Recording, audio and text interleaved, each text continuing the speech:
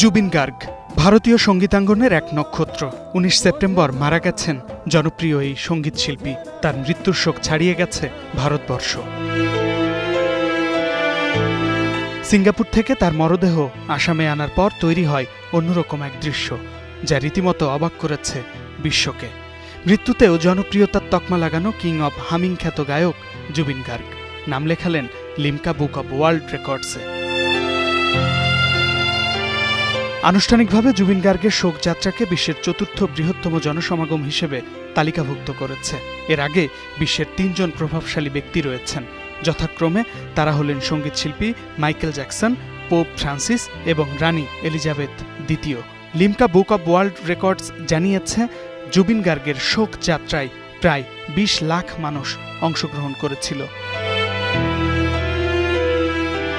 দিল্লি থেকে গুয়াহাটি বিমানবন্দরে নিয়ে যাওয়া হয় জুবিনের মরদেহ। 21 সেপ্টেম্বর জুবিনের মরদেহ নিয়ে যাওয়া হয় তার বাসভবনে। এ সময় গায়কের স্ত্রী গরিমা গার্গ স্বামীর কফিন জড়িয়ে ধরে কান্নায় ভেঙে পড়েন। কেবল গরিমায় নন, জুবিনের অসংখ্য ভক্তকে কান্নায় ভেঙে পড়তে দেখা যায়।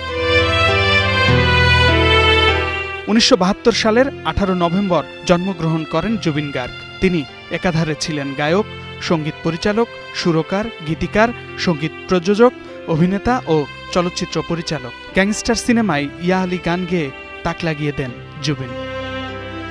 শামীম বিশ্বাস, স্টার নিউজ।